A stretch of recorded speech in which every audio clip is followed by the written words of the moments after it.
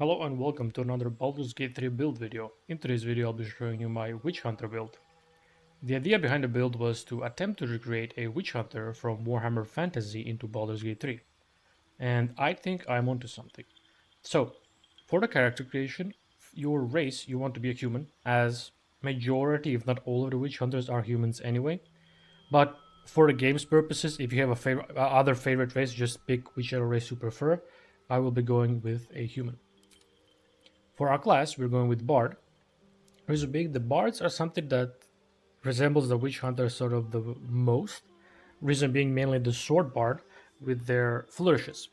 And the Witch Hunters have an ability called Accusation, which we don't really have in Baldur's Gate 3, but we have something similar, in which is the Wish's Mockery. Insult the creature, it has disadvantage on its next attack roll, and Dissonant Whispers. Frighten a creature, they'll have disadvantage on ability checks and attack rolls, and they cannot move. These two will be our two main sort of debuffs or spells that we'll be using throughout the entire game. So for the rest of the cantrips, or well, one other cantrip, we'll be taking Friends, gain advantage on charisma checks against a non-hostile creature, a useful out-of-combat cantrip that can come in handy quite a bit. For the rest of the spells, we'll be going with Tasha's Hideous Laughter, Heroism, and Long Strider. Tasha's Hideous Laughter is mainly here as a sort of alternative to the Dissonant Whispers for debuffs. And Heroism is very useful against creatures that will try to frighten you. For example, the weird crab creatures under the Last Light Inn. And Longstrider, generally an amazing ritual spell, which doesn't cost a spell slot, that increases your movement speed. For the starting instrument, we will be going with, well, you can choose whatever you wish here. I will be ditching my instrument as soon as I exit the character creation, because as a bard you can actually use whistling as a sort of spellcasting. Instead of an instrument, you will use whistling. For our background, you can choose whichever background fits your character the most or which one you like the most. I will be going with the Guild Artisan, as I like having +5 to Persuasion and Insight. Persuasion will be coming up quite a bit in dialogue, and Insight can also be really useful. For our ability scores, I went with 16 Dexterity, 14 Constitution, 10 Wisdom, and 17 Charisma. 17 Charisma, we mainly want to focus on Charisma and Dexterity, as we'll be focusing on spells, so we want relatively high spell save DC and attack rolls, and we also want high Dexterity so that we are competent with our melee and ranged attacks. Our goal will be to get 22 Charisma and 20 Dexterity. 14 Constitution is here just so we have a little bit more HP. We won't need to concentrate on that many spells anyway, so we don't need high Constitution, because our two main spells are not concentration spells, so we don't need to worry about it all that much. And we have 10 Wisdom is just so we don't have a -1 on Wisdom saving throws. Alright, so let's get into the rest of the levels. So at level 2 we unlock our Song of Rest. This essentially gives us 3 short rests. We unlock additional level 1 spell, which I will take here, the Speak with Animals. You can take any other if you have preferences. At level 3, we unlock our first second level spell. Here I will be taking the Cloud of Daggers. We also get 2 additional skills or skill proficiencies. Here I will take Athletics, Sleight of Hand, and Investigation. You could take something like, for example, Survival, if you need to discover more of those buried caches, or if you have any other preferences. For our subclass, we will pick College of Swords. This gives us 3 flourishes, which are essential to this build. First of which is the Slashing Flourish, attack up to 2 enemies at once. So this essentially works like the sweep attack. You attack an area in front of you and it can hit up to 2 targets. But the ranged flourish, the ranged Slashing Flourish, is actually much better. Attack up to 2 enemies at once. This gives you, like, you can target 2 separate enemies or 1 enemy with twice. So you can basically at level 3 you get extra attack with this, or when you get an extra attack you can attack 1 target 4 times. It's like having 4 attacks basically. A really good flourish. Our second flourish is the Defensive Flourish. Attack defensively, increase your armor class by 4 if you hit. A great flourish for increasing your armor class if you need it. If you're, let's say you're surrounded, there's a lot of enemies and you want to minimize the chances of them hitting you, you would take the Defensive Flourish to try to get your armor class up for 1 round. Mobile Flourish Thrust your weapon with enough force to push your target back 6 meters. After, you can teleport to the target. Uh, Good mobility flourish that you can push an enemy with, and then let's say you're surrounded. There's like 2 or 3 other enemies around you. You push one of them, teleport to them, and now it's just you and them alone. For our fighting style, we are taking dueling. When you're building a melee weapon that is not two-handed or versatile in one hand and no weapon in the other, you deal additional 2 damage with that weapon. Just basically damage increase with your one-handed weapon like the rapier or mace or scimitar. As long as you're not wielding something like a warhammer, a longsword, etc. Abilities we don't need to change, and we do need to replace a spell. At level 4, we unlock an additional cantrip. Here, I would suggest light. You will be, well, not needing it, but it's useful to have in Act 2. For our additional 2nd level spell, I will take Hold Person. It's always nice to have. If you have a preference, Heat Metal can be nice. Blindness is useful. Enhanced ability is great as well. This gives you basically advantage on a certain ability check. For our first feat, we'll be taking +2 into Charisma. At Act 1, you can get this to 20 to get a +5 instead of a +4 in Charisma checks. On level 5, this is where we would normally get extra attack if you were a martial class, but because we're a bard, we get it 1 level later. But we do get the Font of Inspiration, or you regain all your bardic inspiration after a long or a short rest. And we got bardic inspiration improved, which makes our bardic inspiration be a 1d8 instead of 1d6. For our first level 3 spell, I would suggest Fear, a great spell that can AoE fear a group of enemies in a cone in front of you. They will run away from you, but also they will drop their weapon. Very, very useful to have.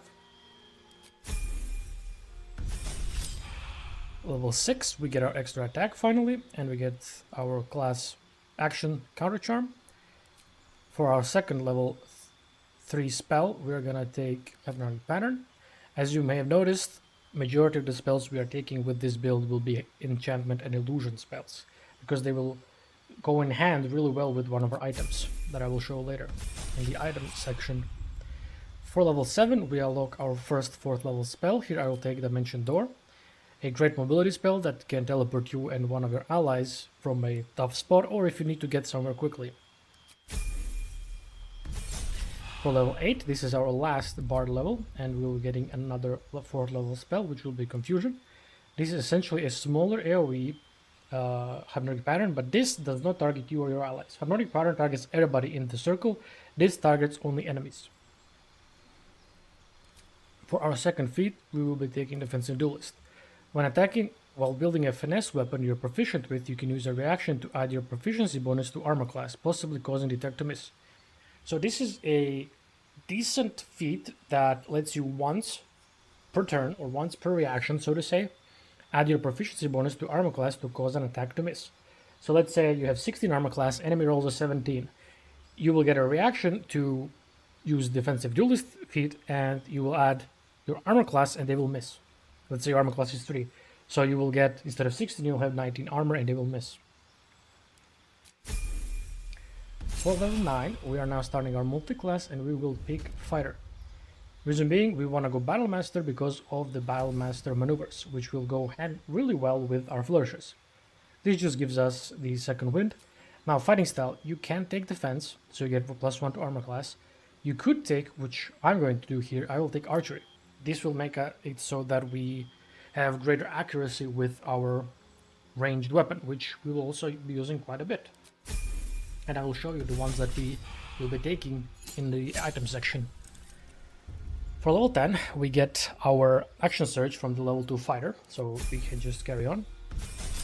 At fighter level 3, we get our subclass. We'll be taking the Battle Master, and we got maneuvers. We'll take Riposte, thematically it fits really well. If an enemy misses you, you get a chance to hit them back. Trip attack, a great attack to, if the enemy fails to save, you gain advantage on them if they're lying prone. And disarming attack, self-explanatory. Enemy has a dangerous weapon and they are not permanently armed.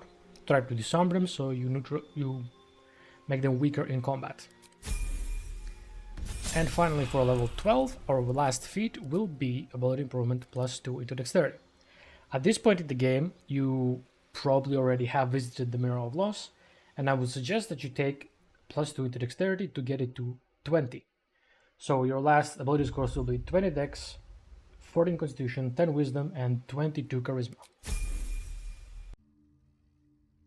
Alright, so let's get into the equipment for this build. So for our hat, we're using Birthright, Charisma +2 up to 22, a simple piece of equipment, just gives you a flat amount, boost amount to your ability modifier, in this case Charisma. Or ability score, not modifier. For the alternatives, if you are into hats, you could use the Cap of Curing. When you inspire an ally using Bardic Inspiration, they also regain 1d6 hit points. Or the Marksmanship hat, you gain a +1 bonus to ranged attack rolls and throwing attack rolls. For our cloak, I went with the Cloak of Displacement. At the beginning of the wearer's turn, the cloak activates, granting enemies disadvantage on attack rolls that target the wearer. This effect lasts until the wearer takes damage. A overall pretty good cloak, which just is a defensive one. It grants you essentially the blur effect at the beginning of your turn. For our robe, I went with the Potent Robe. Your cantrips deal additional damage equal to a Charisma modifier. So essentially what this robe does, it boosts our Vicious Mockery from being a low damage cantrip to a decent damage cantrip. It won't be high by any means, but it's going to be decent, and it's going to actually mean quite a bit to this character. For the second effect, you will get Well Liked and Well Fortified. At the beginning of the wearer's turn, robe activates, granting them temporary hit points equal to the Charisma modifier. So just if, in this case, flat 6 temporary hit points at the beginning of the turn. For our gloves, I went with the Gloves of a Duelist. Thematically, I thought these ones fitted the best. So what these gloves do is they give you the dueling gloves. While only holding one weapon in your main hand and nothing in your free hand, you gain +2 bonus to melee weapon attack rolls. Alternatively, or for the early acts, you could use the Gloves of Missile Snare. You can intercept missiles from ranged weapon attacks, reducing their damage by 1d10 plus your dexterity modifier. Or Gloves of Power. On a hit with a weapon attack, possibly inflict a 1d4 penalty to the target's attack rolls and saving throws. Essentially, you give them the Bane effect. And of course, the Gloves of Dexterity, set wearer dexterity to 18. You could run these until you actually get your dexterity naturally to 18 with your feats and or the Mirror of Loss. For our boots, I went with the Boots of Speed. This grants you the ability Click Heels, which gives you basically a dash action as a bonus action. Amazing boots for mobility. These boots I like using quite a bit on my spellcasters, who usually, if they have a free bonus action when they're not casting Misty Step. For alternatives, you could use the Disintegrating Nightwalkers. They make it so that you can't be enwebbed or ensnared or entangled, and can't sleep on grease or ice. They also give you the spell Misty Step once per short rest, and with the amount of short rests we have, that would be 3 Misty Steps per long rest. With you could carry out the Boots of Brilliance, which let you restore one of your Bardic Inspiration slots. But to be quite honest, with the amount of short rests we have and the fact that our Bardic Inspiration recharges on a short rest, we don't really need them. You could just wear them for the drip. For our amulet, I went with the Amulet of Misty Step. This amulet, like the gloves, just grants you the Misty Step spell once per short rest, so 3. You could combine these two to get 6, but honestly it's not that necessary. For the alternative, or the amulet you could carry around with the Misty Step amulet, is the Amulet of the Harpers. Advantage on Wisdom saving throws and and the spell called Shield, though this is once per long rest. So you could carry both, and when you use up the Shield spell, you could then switch to the Misty Step amulet, or unless you want to have the advantage on Wisdom saving throw checks. For our rings, I went with the Band of the Mystic Scoundrel. Very important piece of equipment, as this allows us to cast illusion and enchantment spells as a bonus action after critting a creature with a weapon attack. The second ring we got is the Ring of Arcane Synergy. When you deal damage with a cantrip, you gain Arcane Synergy for 2 turns. These 2 rings have great synergy, because the fact that when we hit somebody with our weapon attack, we cast Vicious Mockery, hopefully they fail, we deal damage to them and give them a disadvantage on their next attack roll. We also activate our second ring, which gives us the weapon attacks deal additional damage equal to the affected entity's spellcasting modifier. So in our case, our weapon attacks will deal 6 additional damage. Now this ring has really good synergy also with our melee weapon. In this case, we're using the Harmonic Dueler, which gives us the ability called Mellow Harmony.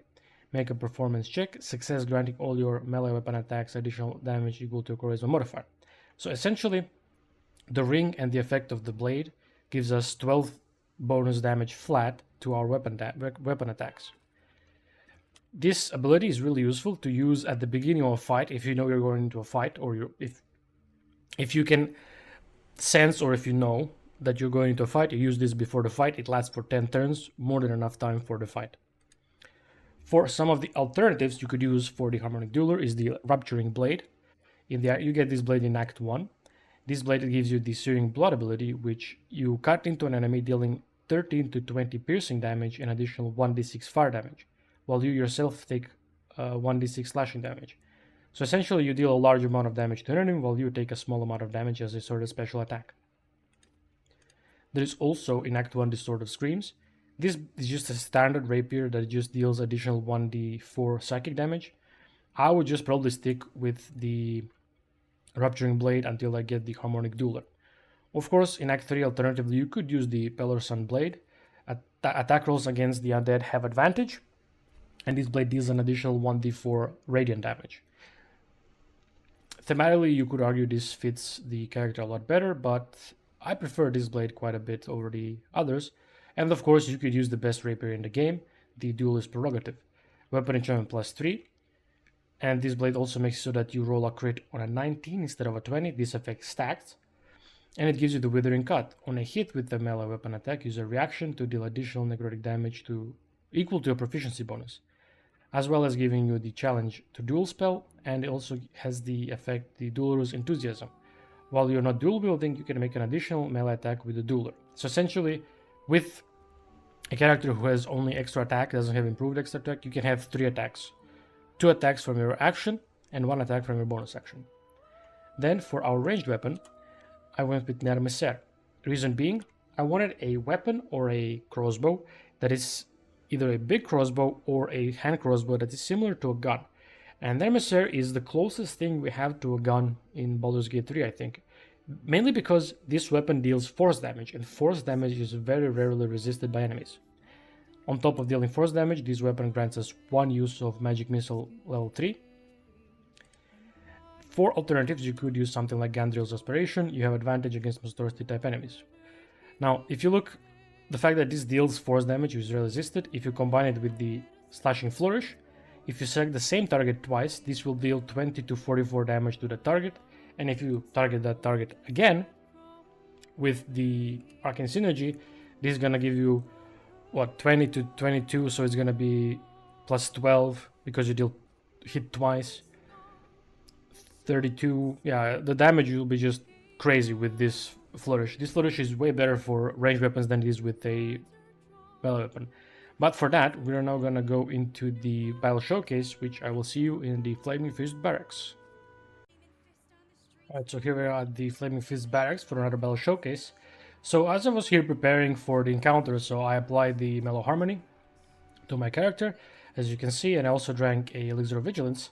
Something unusual happened, so I exited at this fast travel point here, and this Steel Watcher and the Mind Flayers, they allied together and they attacked me and the Fists. And the only explanation for this I have is if you kill Gortash and Orin, but you, for whatever reason, didn't destroy the Steel Watch Foundry, the Netherbrain actually ends up controlling the Steel Watchers.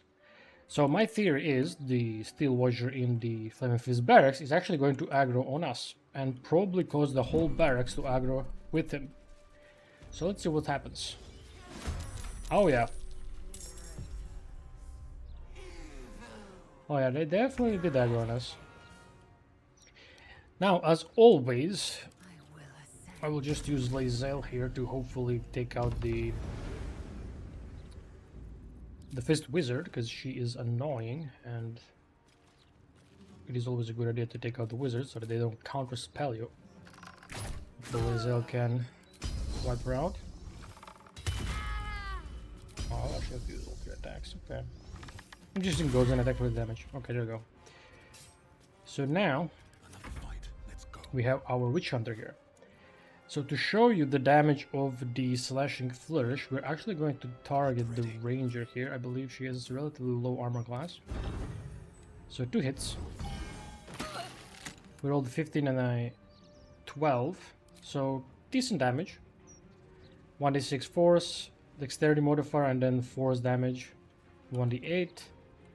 Then if you use Vicious Mockery, and hopefully she fails the save, we now should deal additional 6 damage flat. So if we target her again, we dealt only 1 damage. The second one didn't go through because she died. But if you look at the damage now, we got 1d6 force from, well, the weapon damage itself. We got 6 from dexterity, 1d8 force from the flourish, so we got rolled a rather low, but we got a 6 from spellcasting ability. Now, if we, let's see, can I reach like the cleric? Yeah, let's use the cleric. She is the next. Actually, can't reach her. Okay, let's go for this guy. If we go for melee weapon damage, hopefully don't miss. We dealt 26 piercing damage. If you look here, 1d4 piercing from the weapon, 6 from dexterity modifier. This +1 is, I believe, from deleted powers, so technically this is 5. 1d8 piercing damage from the flourish, 2 from dueling, 6 from spellcasting modifier, arcane synergy, and 6 from harmonized from the rapier. So your damage will be quite big, and if we don't use the flourish, and we just dealt the normal damage, they dealt similar damage. We just lost the 1d8 from the flourish. So 5 from piercing, 5 from dexterity, 2 from dueling, 6 from arcane synergy, and 6 from harmonized. So your damage will actually be relatively high, even though you are only using a one-handed weapon. That's a 1d8 default, but as you can see here, our bonus is +14. So it's 12 from the 2 abilities, so it's 12 from the arcane synergy and from the harmonized, and it's +2 from our feat. So you will have rather capable melee and ranged weapon damage, on top of having versatility in, oh, maybe you need to push somebody, maybe you need to disarm them, trip them, or you just want to focus them down with the damage here. So yeah, that's about it. That's the build, that's the video. I hope you enjoyed. I would appreciate it if you like and subscribe for more Baldur's Gate 3 content, and yeah, have a good one.